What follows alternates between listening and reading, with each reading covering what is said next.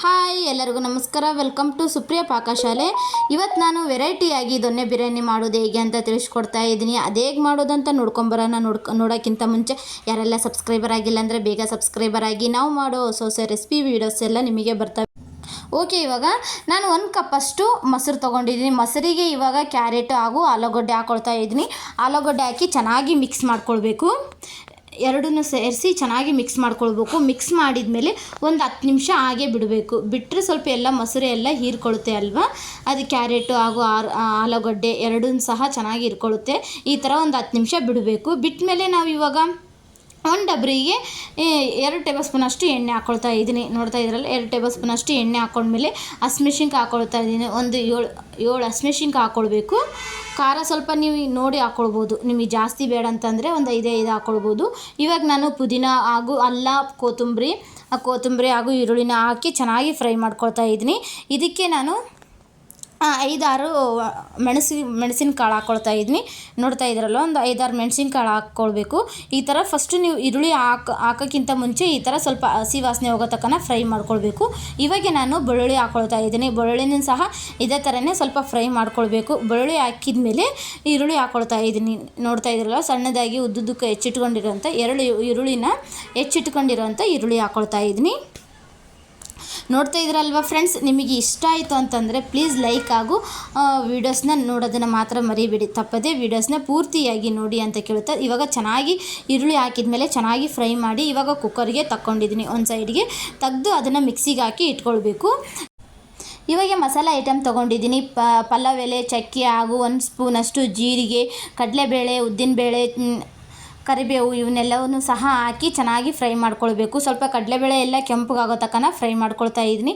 ನೋಡ್ತಾ ಇದ್ರಲ್ವ, ಸ್ವಲ್ಪ ಕಡಲೆಬೇಳೆಗೆ ಫ್ರೈ ಆಗೋ ತನಕ ಕೆಂಪಗಾಗಿ ಫ್ರೈ ಆಗೋ ತನಕ ಬಿಡಬೇಕು. ಒಂದು 5 ನಿಮಿಷ ಬಿಡಬೇಕು. ಬಿಟ್ಟ ಮೇಲೆ ನಾವು ಈರುಳ್ಳಿನ ಹಾಕ್ಕೊಳ್ಬೇಕು ಇದಕ್ಕೆ.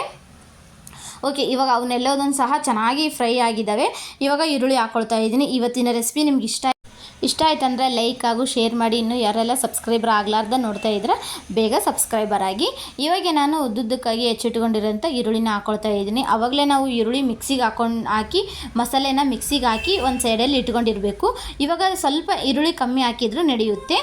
ಒಂದು ಈರುಳ್ಳಿನ ಸಣ್ಣದಾಗಿ ಹೆಚ್ಚಿ ನಾನು ಈರುಳ್ಳಿ ಹಾಕ್ಕೊಳ್ತಾ ಇದ್ದೀನಿ.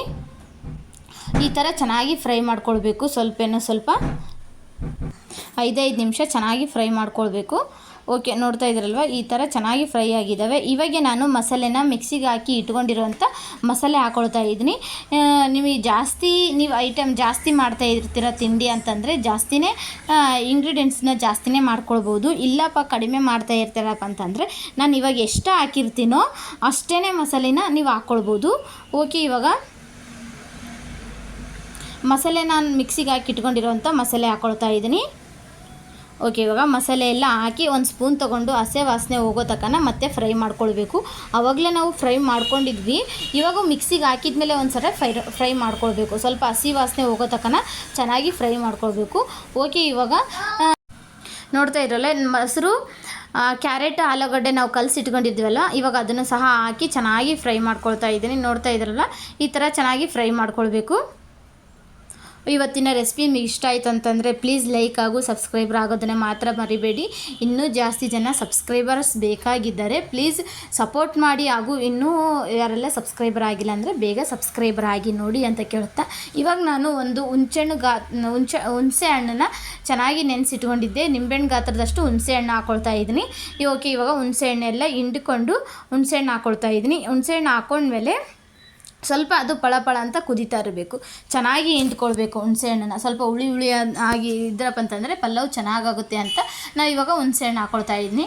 ಓಕೆ, ಇವಾಗ ಹುಣಸೆ ಹಣ್ಣು ಎಲ್ಲ ಹಾಕಿದ ಮೇಲೆ ಇವಾಗ ನಾನು ಅಕ್ಕಿನ ತೊಳೆದಿಟ್ಕೊಂಡಿರೋಂಥ ಅಕ್ಕಿ ಹಾಕ್ಕೊಳ್ತಾ ಇದ್ದೀನಿ. ನಾನು ಅಕ್ಕಿನೇ ನೆನೆಸಿಟ್ಕೊಂಡಿಲ್ಲ, ಹಾಗೆ ಡೈರೆಕ್ಟ್ ಅಕ್ಕಿನೇ ಹಾಕ್ಕೊಳ್ತಾ ಇದ್ದೀನಿ. ಸ್ವಲ್ಪ ಒಂದು 5 ನಿಮಿಷ ಈ ಥರ ಮಸಾಲೆ ಎಲ್ಲ ಮಿಕ್ಸ್ ಆಗೋ ತನಕ ಈ ಥರ ಫ್ರೈ ಮಾಡ್ಕೊಳ್ಬೇಕು ಅಕ್ಕಿಯಲ್ಲೇ.